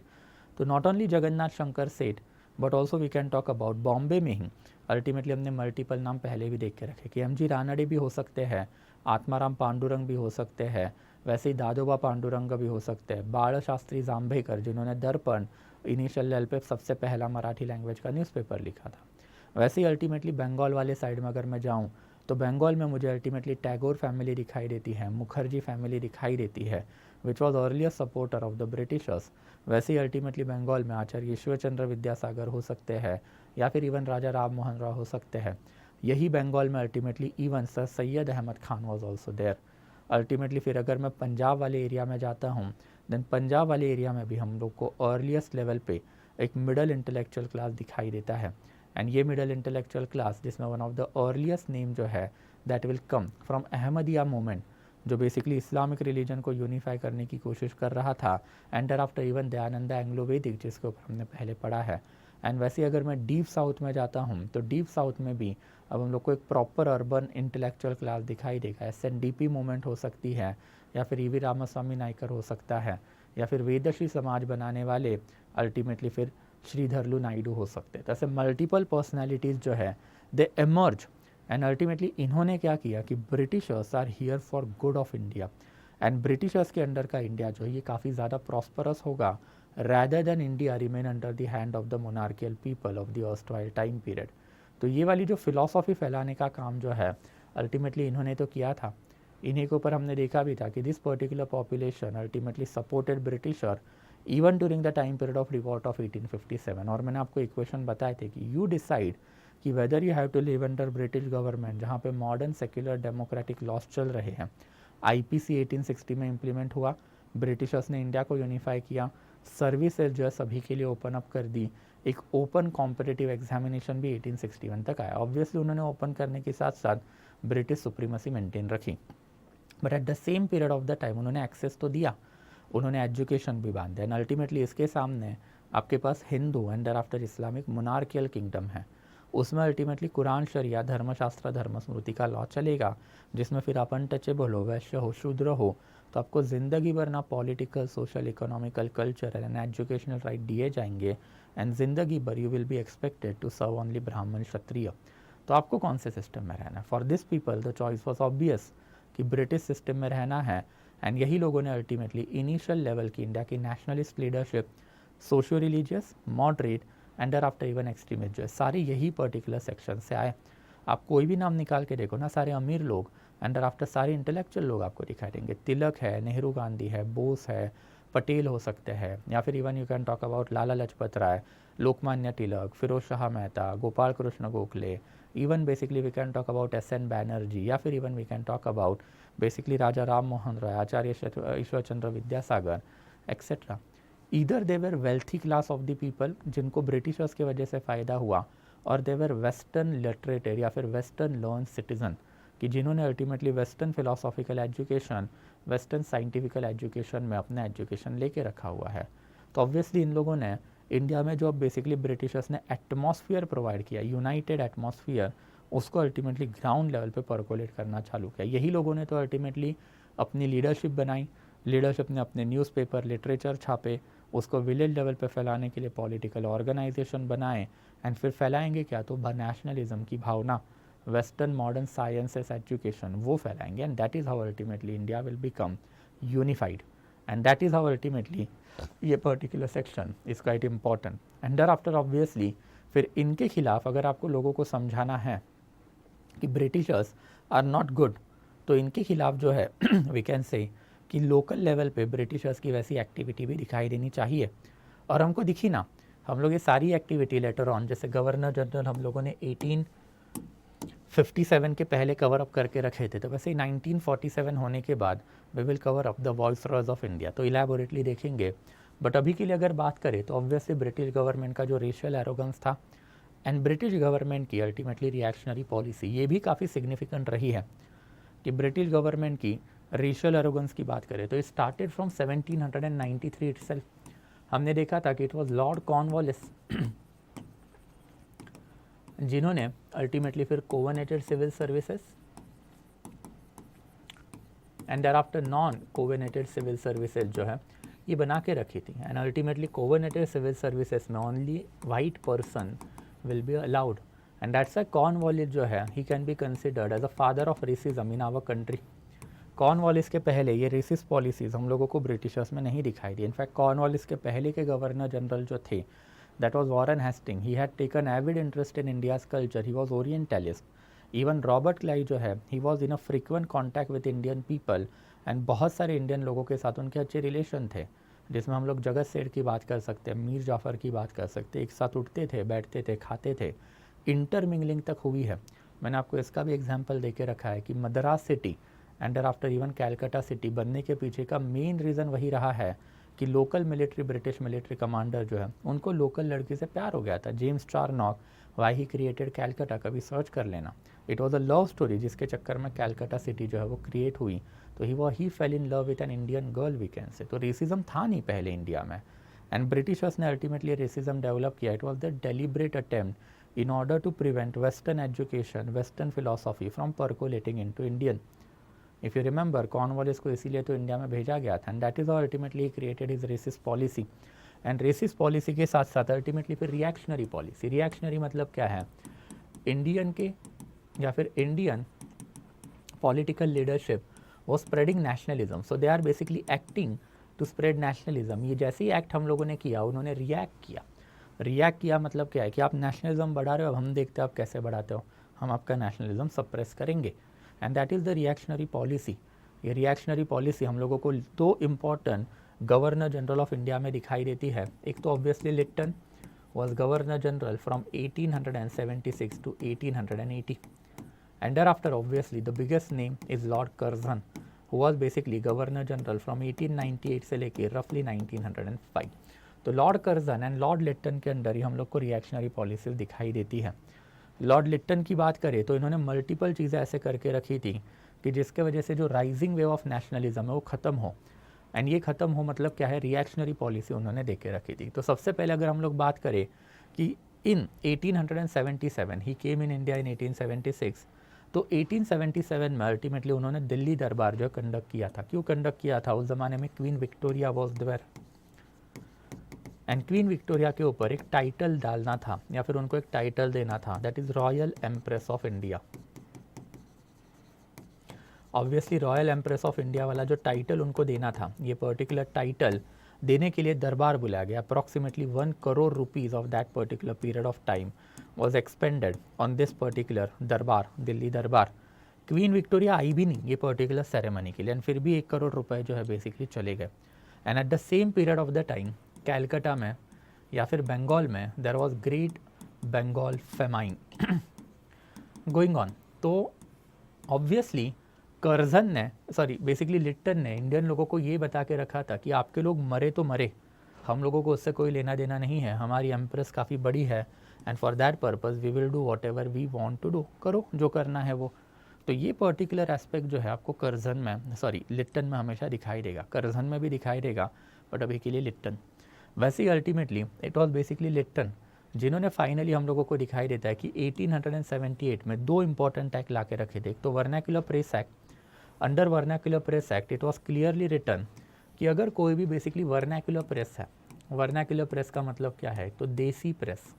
तो बेसिकली देसी लैंग्वेज वाला कोई भी अगर प्रेस है, मतलब मराठी है, बंगाली है या फिर हिंदी है एक्सेट्रा, तो ये जो वर्नाक्युलर प्रेस है, अगर उन्होंने कोई भी anti government activity, anti government का मतलब होता है सेडिशन, सेडिशन एक्चुअली है तो देशद्रोह, बट देशद्रोह की डेफिनेशन वही है, आप गवर्नमेंट के खिलाफ जा रहे हो. तो since government is the will of the people, if you are going against government then it will be considered as देशद्रोह.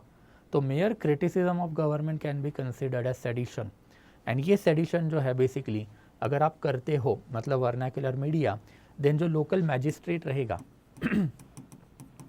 ये मैजिस्ट्रेट जो है आपकी प्रॉपर्टी कॉन्फिस्केट करेगा, एंड प्रॉपर्टी कॉन्फिस्केट करके आपने जो सिक्योरिटी अमाउंट हमेशा किया है, आपको एक सिक्योरिटी डिपॉजिट देना पड़ता था गवर्नमेंट के पास, वो काफ़ी हैवी हुआ करता था, 2000 to 5000 rupees of that particular period of time. तो जो आपने सिक्योरिटी डिपॉजिट दे के रखा है वो भी आपका क्या होगा? फिर फॉरफिट किया जाएगा, मतलब that particular amount will become the governments amount now. And ultimately worst, इसके खिलाफ जो है आपको कोई भी राइट टू अपील नहीं मिलेगा. The decision that has been given by district magistrate is basically full and final.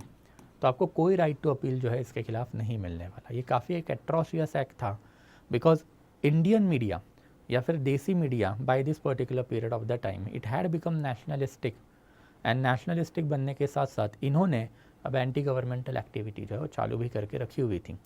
Ultimately इसी एंगल में हम लोगों को दिखाई देता है कि अल्टीमेटली इसको रोकने के लिए ये वर्नाक्युलर प्रेस एक्ट, एंड ये वर्नाक्युलर प्रेस एक्ट से मल्टीपल बेसिकली जो न्यूज़पेपर है इन्होंने बंद करवाने चालू कर दिए.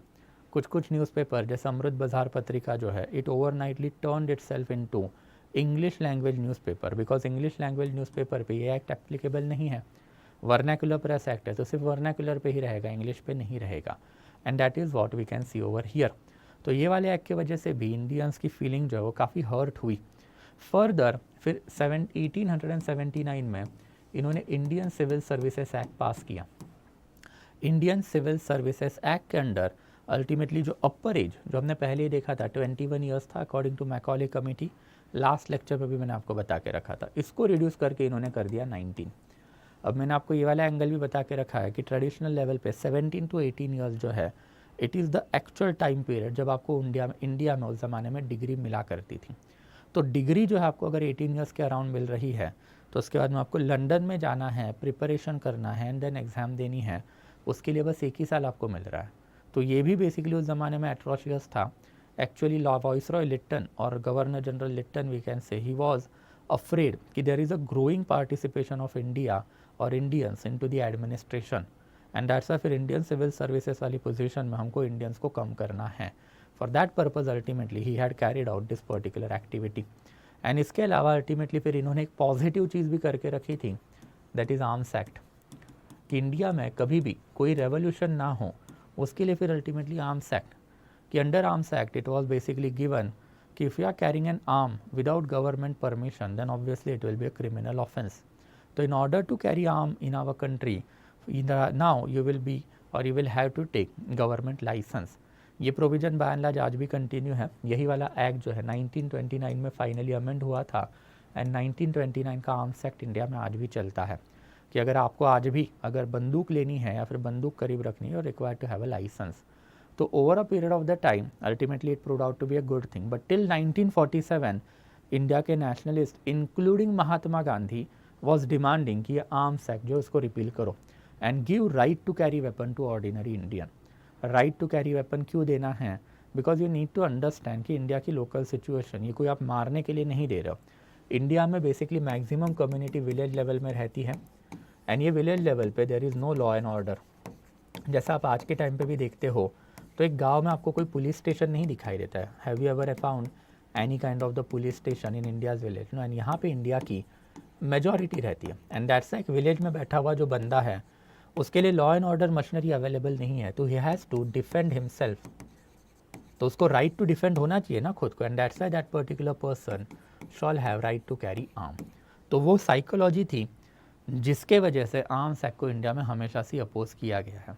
अगर आप आज भी देखोगे एंड अगर आप विलेज लेवल पे रह रहे हो तो you will find a certain level का weapon at your home, because you never know कब कहाँ पे बेसिकली कौन सी मुसीबत आपके घर पे आ जाए and at that period of the time you have a right to defend yourself. For that purpose फिर आपके घर में कुल्हाड़ रह सकती है, तलवार रह सकती है, भाला हो सकता है, फिर बंदूकें भी होती हैं, because there is no law and order machinery available at a village level. And if no law and order machinery is available, then obviously how are you going to defend yourself? And that's why right to carry arm was or it should have been there. And India की सारी ही leadership, revolutionary, moderate, extremist, कोई भी हो, Gandhian भी हो, सभी ने ultimately demand करके रखा था कि ordinary Indian shall have right to carry arm. Because फिर ऑर्डिनरी बंदे को गवर्नमेंट ऑफिसेस में एंट्री नहीं होगी, अगर एंट्री है तो अल्टीमेटली फिर उन लोगों को जो है बेसिकली ठीक से ट्रीट नहीं किया जाता और उनको कहाँ से लाइसेंस मिलेगा। You can't have this kind of the atrocious provision in 1900 और 1910 का इंडिया। आज के टाइम पे तो जो हम मान भी ले कि अब इंडिया बहुत आगे बढ़ गया, बट उस टाइम पे नहीं। एंड दैट्स ये क्या मानी जाती थी कि ये सारी रिएक्शनरी पॉलिसी है। एंड वैसे ही अल्टीमेटली फिर इल्बर्ट बिल कंट्रोवर्सी जो 1881 1882 के अराउंड हुई under viceroy Ripon. Ripon was the new viceroy 1881 से लेके 1884 के बीच में। Ultimately under Ripon there was basically Sir Ilbert who was the law member of the Governor General's Executive Council and यही sir Ilbert ने एक bill लाया था। ये बिल में अल्टीमेटली एक माइनर अमेंडमेंट था to the already existing provision कि एन इंडियन जज shall have right to try any European convict या फिर एनी यूरोपियन एक्यूज पर्सन, कि जैसे कोई भी एक यूरोपियन एक्यूज पर्सन को आप कटघरे में लाओगे और जैसे ही you bring any particular white person into judicial mechanism or judiciary, then obviously that person can be tried by the Indian authority. Ultimately इसके ऊपर not only इंडिया में बैठा हुआ British media but also London में बैठा हुआ media जो उन्होंने रेसिस्ट अब्यूज इंडियन को करना चालू कर दिया कि अब एक इंडियन यूरोपियन को ट्राई करेगा। Now an Indian will try European and how will that be possible? Indians are inferior, Indians में तो एबिलिटी नहीं है, वी आर सुपीरियर, तो how can this be possible? Ultimately फिर viceroy Ripon and after Ilbert को जो झुकना पड़ा एंड ये पर्टिकुलर बिल पास तो हुआ। Ilbert bill became Ilbert act but with a minor amendment कि the moment white person is brought in front of an Indian, then obviously that white person will have choice to deny that particular trial and demand that he shall be tried only by the white people. तो obviously basically ये provision जो है secure किए गए थे ताकि जैसे ही कटघरे में वो वाइट बंदा आएगा तो वाइट बंदा जो है बोलेगा कि भाई मेरे को इंडियन जज के अंडर नहीं रहना है, आप मेरे को यूरोपियन जज वाइट जज जो है दे दो, देन ऑब्वियसली फिर वाइट जज के अंडर वो वाला केस जो है चला जाएगा. तो द रीजन डी ईटरे और the entire essence of the bill itself was defeated. But what was more shocking to Indian is the racist abuse that Indians had to suffer. Ultimately ये सारी ही चीज़ों की वजह से लेटर ऑन हम देखेंगे भी कि इंडिया में अब एक्सट्रीमिस्ट लीडरशिप आई and thereafter moderate leadership जो उनके लिए फेस लूजर था. कि मॉडरेट लीडरशिप से पूछा गया ना, आप तो बोल रहे थे कि भाई Britishers are here for the good, Britishers के सेंस ऑफ जस्टिस के ऊपर यकीन रखो. किधर है जस्टिस? जस्टिस तो दिखाई नहीं देता है. एंड दैट इज़ हाउ अब 1890 आते आते अब Lokmanya Tilak, Lala Lajpat Rai, Aurobindo Ghosh and thereafter even Bipin Chandra Pal जैसी लीडरशिप जो है अब ये इंडिया में आएगी. That is extremist leadership. And thereafter 1900 आते आते फिर ultimately you can say Pramod Mitra, thereafter even basically Vinayak Damodar Savarkar जैसी रेवोल्यूशनरी लीडरशिप जो है अब वो भी इंडिया में आएगी. तो थैंक्स टू ब्रिटिशर्स उन्होंने ही उनका रियल कैरेक्टर इंडियन के सामने पेश किया. एंड अल्टीमेटली ये सारा कैरेक्टर इंडिया का अर्बन मिडल इंटेलेक्चुअल जो पहले मॉडरेट था एक्सट्रीमिस्ट होगा, उन्होंने न्यूज़पेपर वो भी इंग्लिश लैंग्वेज में ब्रिटिशर्स के ही मीन्स एंड कम्युनिकेशन यूज़ करके इंडियंस में फैलाना चालू कर दिया. And that is how nationalism was ultimately brought about.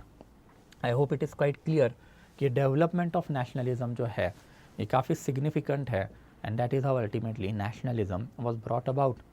तो this is something that we need to discuss. But again आगे एक हिस्टोरियोग्राफी भी इसके ऊपर अवेलेबल है कि अल्टीमेटली जो अभी तक हम लोगों ने डाटा देखा कि व्हाट इज़ स्टेट, स्टेट को नेशन कैसे बनाया जाता है, उसके मल्टीपल पैरामीटर क्या होता है. Ultimately your leadership has to decide कि which kind of the nationalism we are going to choose. Unfortunately India में majority of the period of time religious nationalism ही चला है कि ये देश एक धर्म का है और वो धर्म ये देश में सुपीरियर होगा. प्रॉब्लम क्या है? तो अब देखेंगे प्रॉब्लम क्या है till 1947 and then you decide कि प्रॉब्लम कितने डेंजरस हो सकते हैं when you go for that particular religious nationalism. And over a period of the time फिर इंडिया सेक्युलर नेशनलिज्म पे शिफ्ट क्यों हुआ, why secularism is the need of the hour, ये भी हम लोग अब धीरे धीरे बातें करेंगे. But in any ways India के नेशनलिज्म के ऊपर फिर मल्टीपल व्यू पॉइंट जो है वो हमेशा से ही अवेलेबल है. एंड यही multiple view point that is historiography जो है अब उसके ऊपर अब थोड़ा बहुत हम लोग चाहते हैं. तो सबसे पहले एंड सबसे फॉरमोस्ट हम लोगों को फिर कॉलोनियल व्यू जो है दिखाई देता है. As far as colonial viewpoint is concern then obviously इनका कहना है कि भाई there is no nationalism in India. Obviously ये लोग जो कौन है, देन ऑब्वियसली ये लोग जो है ब्रिटिश पीपल है. तो ब्रिटिश लोगों ने वही बता के रखा था कि क्या बोल रहे हो, नेशनलिज्म का मतलब क्या है, कैसे हिंदू जो है एक मुस्लिम के साथ रहेगा, कि कैसे ब्राह्मण क्षत्रिय अनटचेबल के साथ रहेंगे, कैसे एक मराठी जो है बंगाली के साथ, एक हिंदी जो है तमिल के साथ रहेगा. Not going to happen. And अगर ये नहीं होने वाला है तो what are you saying, where is the nationalism. तो there is no harmony in Indian society. And harmony नहीं होने के साथ साथ अल्टीमेटली जो नेशनलिज्म का डंका जो है ये सिलेक्ट फ्यू इंडिविजुअल जो है यही बजा रहे हैं. तो वेयर इज़ नेशनलिज्म. तो नेशनलिज्म वाले कोई पैरामीटर जो इंडिया में नहीं है.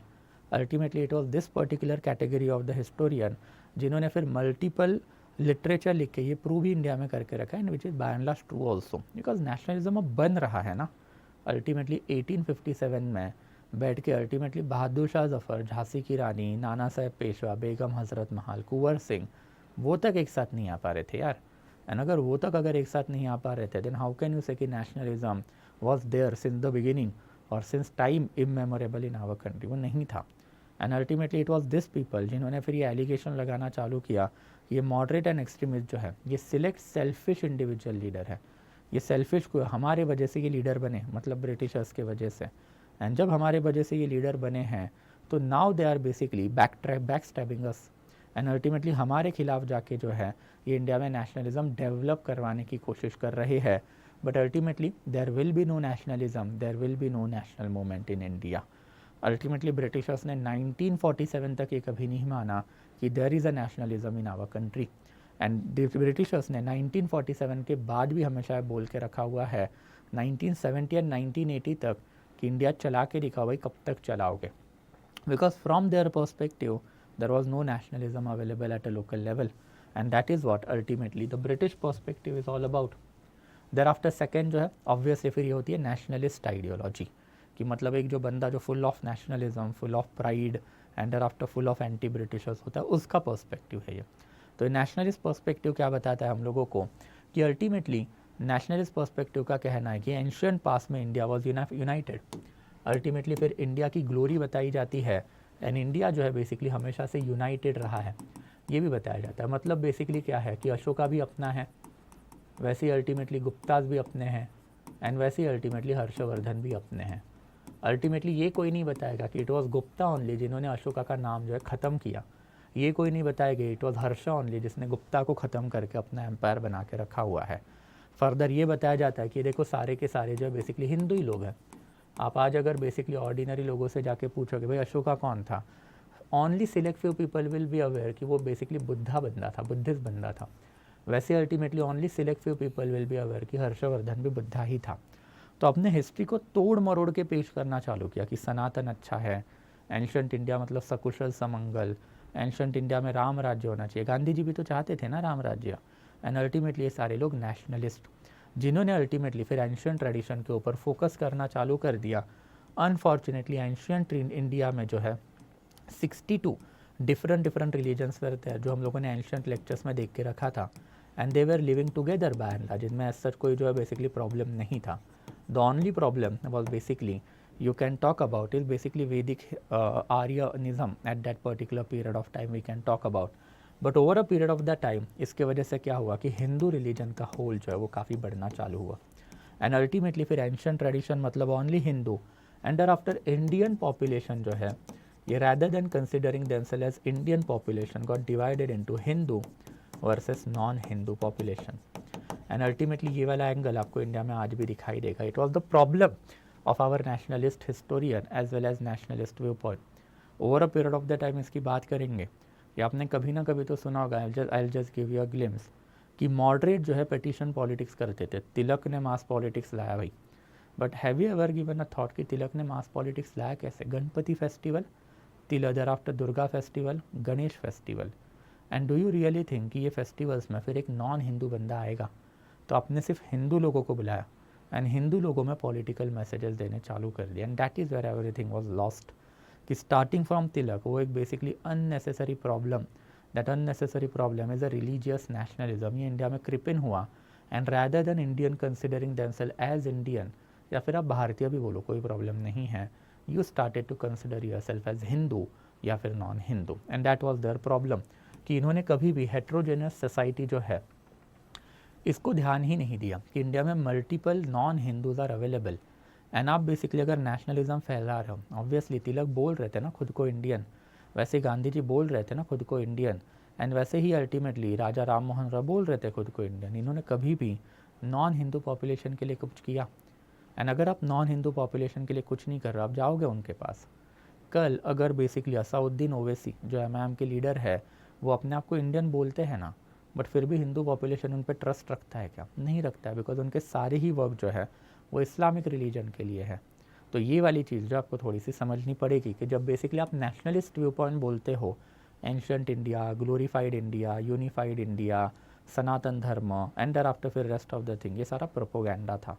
एंड ये सारा प्रोपोगेंडा जो है अब धीरे धीरे करके विल सी कि वापस से आएगा इंडिया में, डेवलप्ड होगा, and it will basically carry out ruffles across various community in our country, so much so that India आज भी ये प्रॉब्लम से जूझ रहा है कि इंडियंस को इंडियंस बनाने के अलावा अब बेसिकली इंडियंस को मराठी, बंगाली, आप इंडियंस को ब्राह्मण, क्षत्रिय एंड आफ्टर आपने इंडियन को हिंदू नॉन हिंदू तो बना दिया है.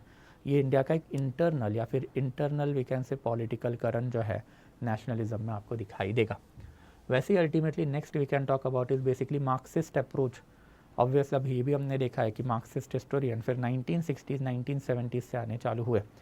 अब उन्होंने दोनों को क्रिटिसाइज़ करना चालू किया. बाय एंड लार्ज ये चीज़ मैंने आपको ओरिएंटेशन में ही समझाई थी. Ancient India, medial India, modern India, तीनों के ओरिएंटेशन में मैंने आपको स्कूल्स ऑफ हिस्टोरियोग्राफी समझाया है कि बेसिकली नेशनलिस्ट क्या होता है, मॉडरेट ये क्या होता है, दैट इज़ बेसिकली मार्क्सिस्ट क्या होता है, सबल्ट्रान क्या होता है, कॉलोनियल क्या होता है, कैम्ब्रिज क्या होता है. तो मार्क्सिस्ट हिस्टोरियन जो है अल्टीमेटली इन्होंने पहले वाली इंटरप्रिटेशन जो उसको क्रिटिसाइज़ करना चालू किया. कॉलोनियल लोगों को इन्होंने गाली डाली बाय सेइंग कि अल्टीमेटली आपका व्यू जो है it is basically discriminatory view on Indian people. Obviously आप हमेशा से इंडिया को डिराइड करते थे, आपने हमेशा से इंडिया को नीचा दिखाया है, तो we are not agreeing with you कि आप जो है बेसिकली हमेशा से ये बोल रहे हो कि अल्टीमेटली इंडिया जो है कोई चीज़ के काम का ही नहीं है और इंडिया में कोई हो ही नहीं सकता, जबकि that is not a case. And same applies even to the nationalism. There is a nationalism in our country and you can not deny it. And वैसे अल्टीमेटली नेशनलिस्ट व्यू जो है दैट इज़ जो basically धर्म के आधार पे चलने वाले जो लोग हैं उनको भी अल्टीमेटली इन्होंने क्रिटिसाइज़ करना चालू कर दिया कि आप नेशनलिज्म के रूट जो है सिर्फ एंशियन में ढूंढोगे तो that is not a feasible. You need to understand कि एंशियन ख़त्म हो गया, अब ऑलमोस्ट 1500 साल हो चुके हैं एंड 1500 सालों में बहुत सारी नॉन हिंदू कम्युनिटी अब इंडिया में आ चुकी है and you need to make them national also. तो you can't seek the glorification of India और root of India's nationalism in ancient. ये सेक्युलर नेशनलिज्म होना चाहिए। जब मैं बेसिकली अपने आप को इंडियन बोलता हूँ, अगर मेरे आंखों के सामने टेम्पल आ रहा है, भगवान आ रहे, तो इट इज़ रॉन्ग। मेरे आंखों के सामने इंडिया का फ्लैग आना चाहिए, मेरे आंखों के सामने इंडिया का नेशनल एंथम आना चाहिए और मेरे आंखों के सामने अल्टीमेटली कॉन्स्टिट्यूशन आना चाहिए। वो चीज़ें हैं तब जाके इंडिया है। अगर आपने वो चीज़ें इंडिया में से निकाली तो how can India be India. And ultimately इन्होंने वही बोल के रखा था कि ultimately Marxism is all about economical interpretation of the history. तो बॉर्जुआ लीडरशिप है कि पूरी Congress as well as national movement की लीडरशिप हमेशा बॉर्जुआ रही है एंड इन दैट कैपेसिटी उन्होंने ऑर्डिनरी लोगों पे कभी फोकस ही नहीं किया and that is where everything was lost out.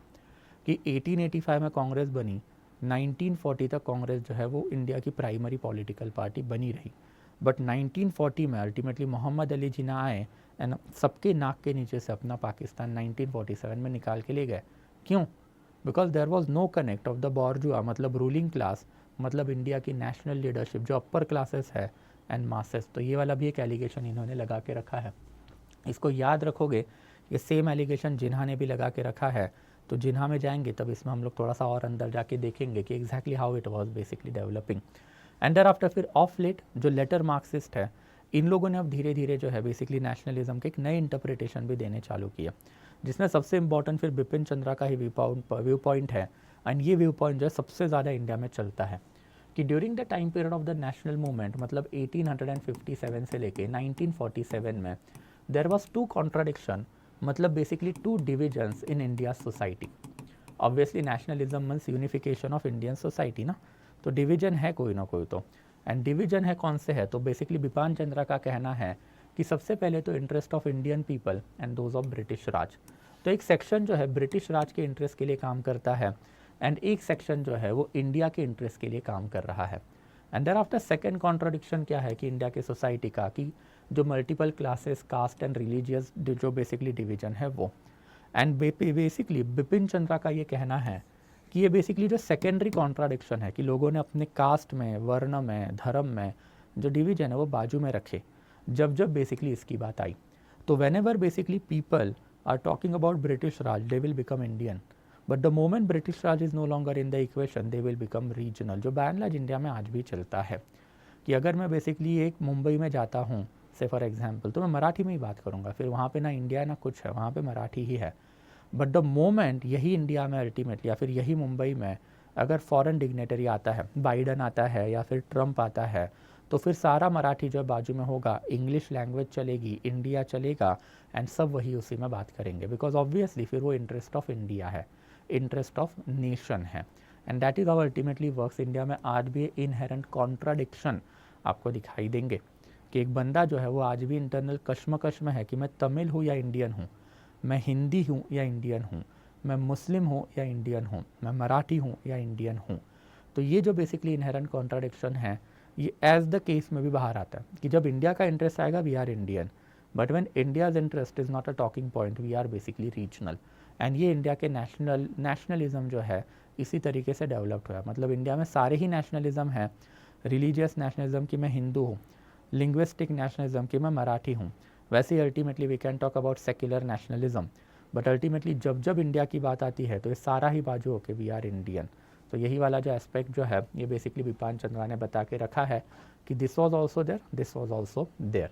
And finally फिर सबल्ट्रॉन पर्सपेक्टिव जो रंजीत गुहा का व्यू पॉइंट है कि बेसिकली इंडिया का नेशनलिज्म जो है बेसिकली क्या है, एक एलिटिस्ट एंड हॉलो नेशनलिज्म है।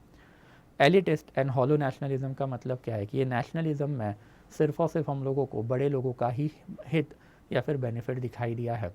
नेशनलिज्म से इंडिया इंडिपेंडेंट तो बना, बट इंडिपेंडेंट इंडिया का मेजॉरिटी को फ़ायदा नहीं हुआ है। अभी भी बेसिकली निगलेक्ट ऑफ सबल्ट्रान मतलब निगलेक्ट ऑफ मासेज जो वो है। And government even after independence is not at all caring about the poor people. Government in independent India is not at all caring about multiple section of the society. तो चलाया क्यों आपने आपका nationalism, क्यों चाहिए था आपको इंडिया का इंडिपेंडेंस? इससे बेटर तो फिर ब्रिटिश राज ही था। तो ब्रिटिश राज अगर होता तो things would have been more better. India का जो नेशनलिज्म है इज़ अल्टीमेटली सूडो नेशनलिज्म या फिर एलिटिस्ट हॉलो नेशनलिज्म, जिसमें रिलेटिव इनइक्वालिटी ज़्यादा बढ़ी है, अमीर और ज़्यादा हो गए हैं, गरीब जो है बेचारा और ज़्यादा गरीबी में ढकेला गया। एंड जब गरीबी आपके घर में है तो ना आपको इंडिया की पड़ी है, ना आपको ब्रिटिशर्स की पड़ी है, ना आपको नेशनलिज्म की पड़ी है, आपको आपकी भूख की पड़ी है। एंड अनफॉर्चुनेटली अल्टीमेटली अब ये भूख सेटिस्फाई करने वाला इंडिया में कोई नहीं है। एंड अल्टीमेटली इन्होंने ये भी बता के रखा था कि इंडिया में ये basically failure of the bourgeois class हमेशा से ही रहा है, कि इट वॉज बॉर्जुआ क्लास मतलब इंडिया का एक रूलिंग क्लास है। ये क्लास ने अल्टीमेटली ब्रिटिशर्स के खिलाफ एक नेशनल मूवमेंट वेज की, बट ये नेशनल मूवमेंट का कोई भी फ़ायदा जो है अल्टीमेटली लोकल लेवल पे नहीं हुआ है। तो that is basically the allegation of the subaltern perspective या फिर Ranjit Guha, that sums up the entire session on nationalism. I hope it is quite clear कि exactly what is the meaning of nationalism, nationalism develop कैसे होता है, and nationalism ultimately India में developed होने के पीछे के रीज़न, एंड इसमें अल्टीमेटली फिर multiple perspective. You can be basically the follower of any particular perspective. Exam में खुले दिमाग से सारे याद रखने हैं ताकि जैसे क्वेश्चन आए वैसे you will be able to handle it. I hope it is quite clear. So today we are going to stop over here. Again जाने से पहले will get access to this PPT on the Telegram channel of us, so do join the Telegram channel guys. And अगर आपको मेरे से कोई personal doubt है तो अब इंस्टाग्राम के ऊपर you can ask it to me. Again कल जो है बेसिकली इसको थोड़ा सा और आगे लेके जाएंगे and we will enter into the development of the national politics of our country. Development of national politics मतलब क्या, कि अब ये बेसिकली जो नेशनलिज्म जो है अब ये ग्राउंड लेवल पे कैसे इम्प्लीमेंट हुआ वो भी तो देखना है ना, एंड उससे एसोसिएटेड पॉलिटिक्स भी देखना अब हम लोग को। तो that is something that we will be entering into. So thank you so much guys, I will be stopping the session now. Thank you so much. Study IQ IAS, अब तैयारी हुई अफोर्डेबल।